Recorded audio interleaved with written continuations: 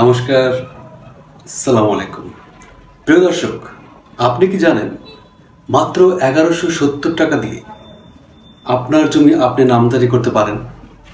কিন্তু প্রশ্ন হলো যে 1170 টাকা দিয়ে, মাত্র 1170 টাকা দিয়ে আপনি কোন জমি নামজারি করতে পারবেন, কোন এলাকার জমি নামজারি করতে পারবেন? প্রশ্ন এটাই দর্শক, যে আপনি যে ঢাকায় বসে আছেন বা চট্টগ্রাম বা সিলেটের বিভাগীয় শহরে বসে আছেন, এত দামি দামি সব সম্পত্তি, ধানমন্ডি জায়গা বা সিলেটের যে একদম মেইন যে মাজার শরীফের সাথে যে জায়গাগুলো, জিন্দাবাজার, সেই সমস্ত জায়গাগুলোকে আপনি 1170 টাকা দিয়ে নামজারি করতে পারবেন? সেখানে ফিস কত, সরকারি ফিস কত? চলুন দর্শক, এই বিষয়ে আজকে বিস্তারিত আলোচনা করব। তার আগে আপনারা যারা আমার এই চ্যানেল সাবস্ক্রাইব করেছেন তাদেরকে ধন্যবাদ দিয়ে নিই, আপনাদের প্রতি রইল অসংখ্য কৃতজ্ঞতা। আর যারা এখনও সাবস্ক্রাইব করেননি তাদের কাছে আমি বিনীতভাবে অনুরোধ, চলুন মূল আলোচনাতে ফিরে যাই যে 1170 টাকা দিয়ে আপনি কোন কোন এলাকা, কোন জমি আপনি খারিজ করতে পারবেন এবং কোন জমি খারিজ করতে পারবেন না। দর্শক, 1170 টাকা আপনি কিসের মাধ্যমে দিবেন সেই ব্যাপারটা আগে জেনে নিই। কেন দিবেন আপনি 1170 টাকা এবং কখন দিবেন? দর্শক, যখন কারো নামজারি সম্পূর্ণ হয়ে যায়, নামজারি যখন হয়ে যায়, মঞ্জুর হয়ে যায়, তখন আপনাকে 1170 টাকা দিতে হয় ডিসিআর এর মাধ্যমে। সরকারের একটি রসিদ বই, যার নাম সংক্ষিপ্ত নাম হচ্ছে ডিসিআর। এই ডিসিআর এর ফুল মিনিং হচ্ছে duplicate carbon receipt. Duplicate carbon receipt সরকার যে কোনো ডিপার্টমেন্টেরই হোক, সে ভূমি অফিসে হোক বা যদি পোর্টে, যে কোনো পোর্টে, বন্দরে, সমুদ্র বন্দর হোক বা যে কোনো কাস্টমসে হোক, সেখানে যে রিসিটের মাধ্যমে সরকারি পাওনা আদায় করা হয় সেটি হচ্ছে ডিসিআর। দর্শক, ভূমি অফিসে ভূমি উন্নয়ন কর যে ফর্মে আদায় করা হয় সেটির নাম হচ্ছে দাখিলা। এটি নির্দিষ্ট একটি ফর্মে আদায় করা হয়। শুধুমাত্র এই ভূমি উন্নয়ন কর বাদে আর সমস্ত যে সরকারি পাওনা আদায় আছে তার 98% আদায় করা হয় এই ডিসিআর এর মাধ্যমে, ভূমি উন্নয়ন কর বাদে। এবং ডিসিআর এর মাধ্যমে ভূমি অফিসের এই নামজারি ফিসটা আদায় করা হয়। নামজারি ফিস কত দর্শক? নামজারি ফিস হচ্ছে মাত্র 1170 টাকা। বর্তমানে ডিসিআর এর মাধ্যমে আদায় করা হয় 1100 টাকা। আর নামজারি আবেদনের সময় আপনাকে 70 টাকা ফিস আগেই জমা নেওয়া হয় অনলাইনের মাধ্যমে। তো দর্শক, এখন যে প্রশ্নটা হচ্ছে, সেই মূল আলোচনা হচ্ছে, আপনি কি ধানমন্ডির মতো জায়গার জমি সরকারি 1170 টাকা দিয়ে খারিজ করতে পারবেন? অথবা যদি বলি যে ধানমন্ডির জায়গা বা সিলেটের জিন্দাবাজারের জায়গা, চট্টগ্রামের বহদ্দর হাটের জায়গা, এই সমস্ত জায়গার জন্য কি 1170 টাকা প্রযোজ্য? সরকার কি সমস্ত জমি 1170 টাকা দিয়ে করে দিবে?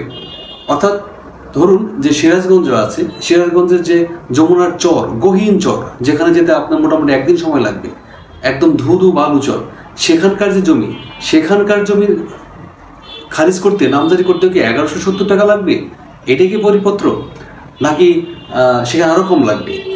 আর ধানমন্ডির মতো কোটি কোটি জায়গা ডিসিমল, যার এক কাঠাতে 1 কোটি টাকা, 2 কোটি টাকা বা 3 কোটি টাকাও আছে, সেই জমি নামজারি করার যে পরিপত্র অনুসারে যে সরকারি ফিস, সেই ফিসও কি 1170 টাকা কিনা? এটাই দর্শক আলোচনার বিষয়।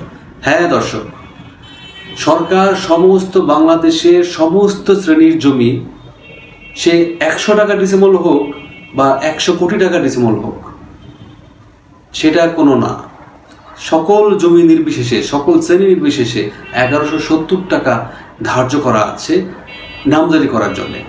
ধানমন্ডি জায়গায়, এত দামি জায়গা, বা বহদ্দর হাটের জায়গা, সিলেট জিন্দাবাজারের জায়গা, এই সমস্ত বিভাগীয় শহরের জায়গা এত দামি, কিন্তু তার জন্য 1170 টাকা মাত্র নির্ধারণ করা আছে সরকারি ফিস।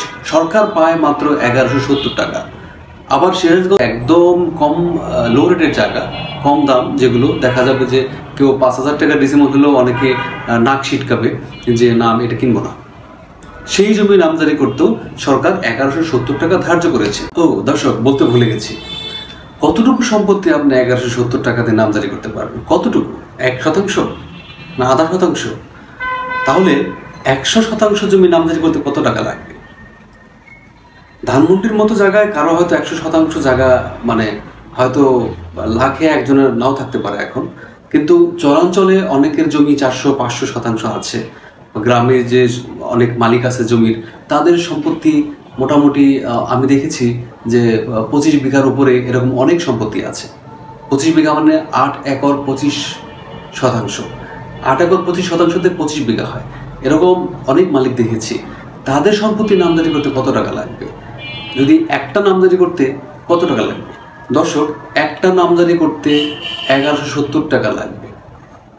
সেখানে 0.5% জমি হোক বা 50% হোক বা 8 একর 25 হোক বা ততোধিক হোক, এর কোনো নির্দিষ্ট সীমা নেই, যে নির্দিষ্ট একটি বাউন্ডারি করে দেওয়া হয়নি।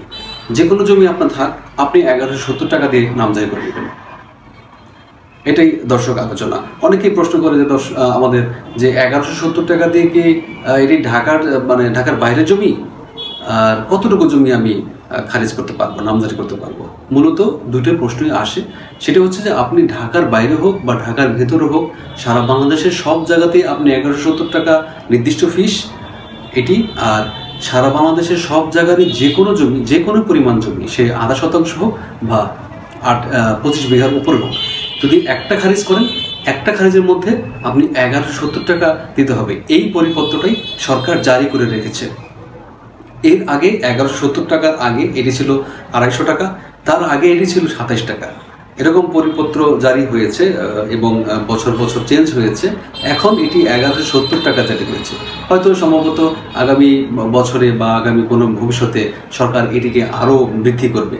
বৃদ্ধি করাই উচিত, কারণ 1170 টাকা দিয়ে যদি ধানমন্ডির জায়গা আপনি খারিজ করতে পারেন, আর আপনি যদি সিরাজগঞ্জের সেই 5000 টাকার ডিসেম্বর সম্পত্তি সেটি খারিজ করতে যদি 1170 টাকা লাগে, তাহলে একটু মানে ডিসক্রিমিনেশন হলো, বৈষম্য হয়ে গেল।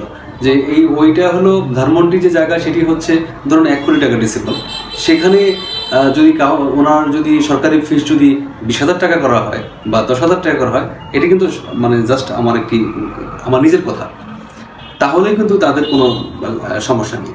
কিন্তু চরাঞ্চলে একদম যারা নিডি, তাদের জন্য 1170 টাকা একটু বেশি হয়ে যায়। টাকা বর্তমান বাজারে আসলে কোনো ব্যাপার নয়। যার জমি আছে সে, কারণ এই 1170 টাকা দিয়ে সে কিন্তু প্রতি মাসে খারিজ করতে হয় না, এটি সারা জীবনে একবারই খারিজ করতে হয়।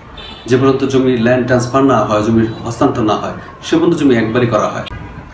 দর্শক, এই ভিডিওটা আমি লম্বা করব না।